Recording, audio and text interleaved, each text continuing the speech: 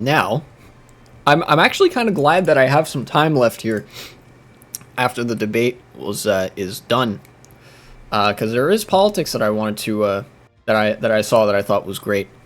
In fact, one of them just being straight up good news. Now, of course, I recently had a bad experience with CBS News. In fact, with this specific CBS News, CBS 2 Chicago, like Channel 2. But they're reporting here that Illinois is the first state in the United States that has now gotten rid of cash bail. So in the U.S., and I don't know how this works in any other country, if there's a significant difference, but you get arrested, you get charged with a crime or whatever, like you go to court, and they're like, how do you plead? And you say not guilty, and then they sort of go back and forth about like, oh, should they just go to jail or should they be allowed to stay in somebody's custody or whatever. In the United States, at the very least, until Illinois got rid of it, the judge would say, okay, if you want to get out of jail, you have to post bail, which means you have to have a certain amount of money. So they'll say like, bail is set at $70,000, bail is set at $50,000, $100,000, whatever, which means that's how much money you have to pay to the court to leave jail, right? And usually this is in the form of cash or bond, which means most people take out a loan to pay their way out of jail.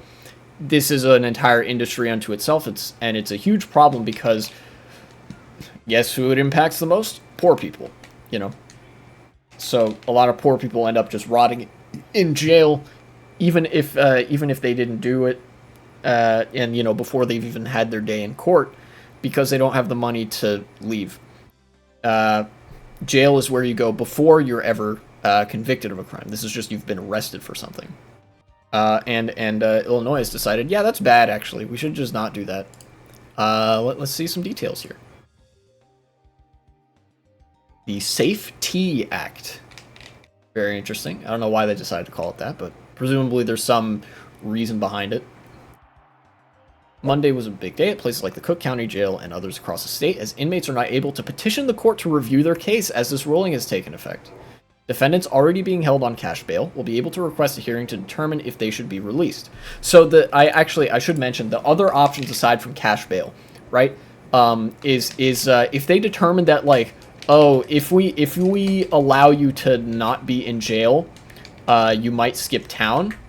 They'll just say like, yeah, you don't get to be bailed out of jail. You have to stay in jail until your trial, so you don't leave town. Which poses even more problems. But now, presumably, if they're like, well, you're not like a flight risk. There's no risk that you'll just run away before we can have your trial and whatever. They'll just let you go back to your house or like, at least I presume. I don't want to get ahead of myself, but like, you don't have to pay money to leave anymore. But no, actually, that's exactly what it is. What am I talking about? The inmates were petitioning the court to let them go because they were being held on cash bail, which means they weren't a flight risk. Cash bail is what happens when the court is pretty sure that you're not going to like skip town and try to escape. So under those circumstances, it would be perfectly fine. It'd be perfectly safe for you to just be, relinquished into your own apartment under, I don't know, some sort of police surveillance or whatever. Or if you have like a friend or a family member that's willing to let you stay at their place, you stay with them. Which is good, I think. Yeah, moving forward, those detention decisions will no longer involve putting up money in exchange for release, but will focus on the seriousness of the charges against them, and on whether they are considered a danger to the public or a risk of fleeing prosecution. Yeah. Here we go. A provision for the criminal justice reform law, known as the Safety Act, was supposed to eliminate the use of cash bail across the state on January 1st, but the state's highest court put that provision on hold, so there was some administrative fuckery. Oh yeah, the prosecutors in a bunch of counties said like, what? This is unconstitutional. You can't do that, and they filed lawsuits. So basically, the cops didn't like that people got to, well, not have to endure torturous circumstances. because there's plenty of people that die in jail from various causes before they're even given a day in court. You know, guilty or otherwise, I don't think that's deserved, but it is worth mentioning because people have very reactionary views of criminals. A lot of these people are innocent. Maybe not a majority of them, but a lot of them. It seems a county court ruled in their favor. In a 5-2 ruling in July, the state's highest court overturned that ruling. And they decided, nah, this law ending cash bail is fine, actually. The Illinois Constitution of 1970 does not mandate that monetary bail is the only means to ensure criminal defendants appear for trials or the only means to protect the public. The Constitution creates a balance between the individual rights of defendants and the individual rights of crime victims.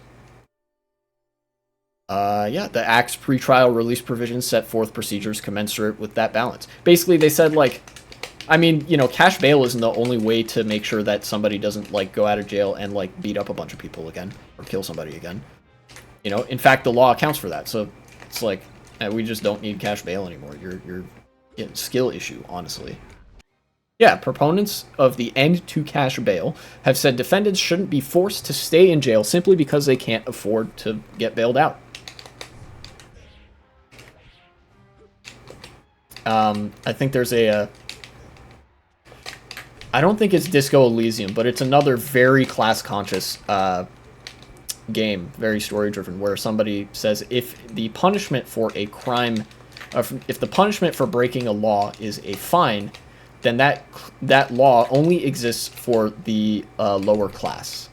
And this is an example of that, where the punishment for being arrested on suspicion of a crime is you have, like, I don't know, you pay however much money to the government. Rich people can afford that. Poor people can't. One of the many reasons that being poor is very expensive.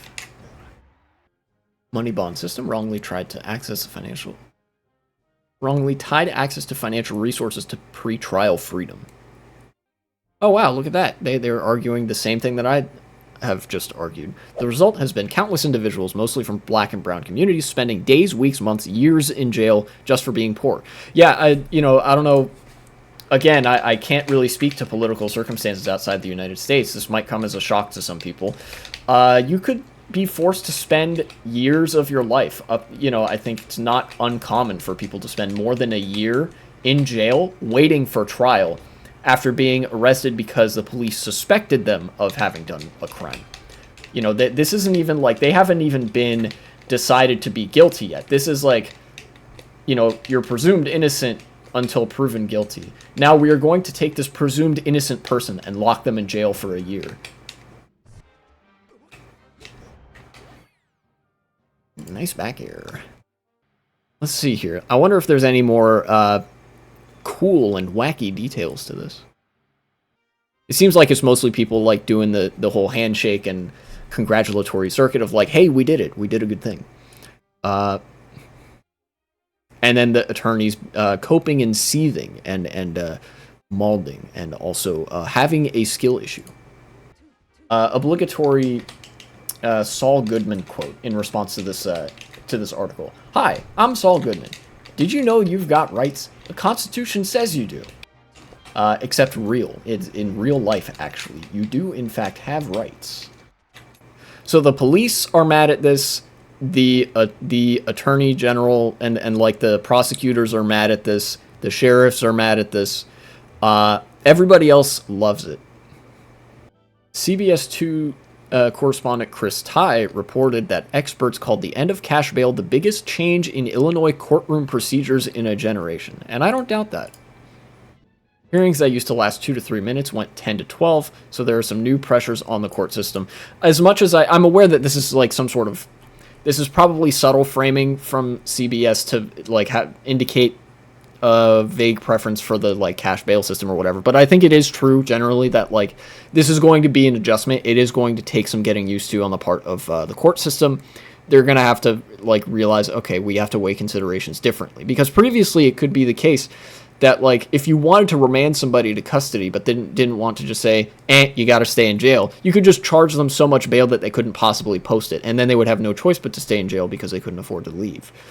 And as much as a fucked up, and I might even say in some circumstances downright evil mindset that is, it is a part of the status quo, and it's going to take some changing on the part of the judges and lawyers arguing in these cases to sort of realize we're not working with those assumptions anymore, or we're not working with that system anymore. Basically, there will be some growing pains, but I'm sure things will get back to a pretty smooth rhythm soon enough. Or maybe it's also possible that this could add some permanent strain to the existing justice system, in which case there would need to be more staff, more judges, more lawyers, etc., etc. More clerks as well.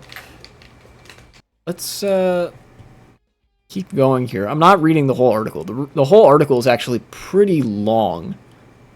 Yeah, they're just describing that this, like, oh, you know, the new standards are pretty hard on the judges and whatever. It takes some getting used to. Oh, okay. Here's the overt, like, cash bail is good, actually, framing from CBS. Let's see. In another courtroom, I'm not going to name this person, 24 years old, was charged with pepper spraying a cop during Mexican Independence Day celebrations, and was released with warnings by a judge. I love how this is supposed to make this policy change look bad when this is exactly what should have happened. It's like, you pepper sprayed somebody, whatever, just don't do it again. God, fucking limousine liberals are insufferable. Here, look. There's one more thing that I have some comments on, and then I think that's pretty much the last bit that I have to say about this article, apart from the obligatory CBS local news sucks, as does all local news. Most criminal lawyers, most judges that I've talked to actually don't like this law, okay? Miller said. I don't know who Miller is. Legal analyst. Okay, they're a legal analyst for CBS, so this is CBS speaking, but they're too cowardly to say that this is the opinion of the news outlet itself. The concept is good. The fact somebody shouldn't be held in jail because they can't afford to get out, that shouldn't be the case. But I'm not sure that the legislature did it in a way that I think makes it easy for lawyers, judges, and litigants to try to figure out what's going on. I disagree. I think it actually could not be easier to figure out. Any circumstance in which you would issue cash bail, you just release them. That's it. It's that simple. Anybody who's a flight risk, still a flight risk. You just remand them to custody or whatever. The only reason they say, oh, this is a good concept, but it's bad in its execution, is because they don't actually like the concept either. The thing that they're taking issue with is people not being in jail. And cash bail was a way to accomplish that. To hold more people in jail for a longer time, either because these people are downright evil, or more likely because they hold certain assumptions about criminality that are just so wrong as to be, like, psychotic, but they don't really realize that fully. Yeah, it's not, I will say this, it's not as bad as the framing with the CBS article about the grocery store thing in Chicago. It is not as bad as saying, oh, what, you're spending money on providing food to poor people? How are you gonna give money to the police if you do that? How are you gonna, like, beat up more poor people if you're giving them food? Idiot. I would call it, like, cringe Clintonite liberal shit more than anything. For those not politically in the know, just cringe. So that's what's what.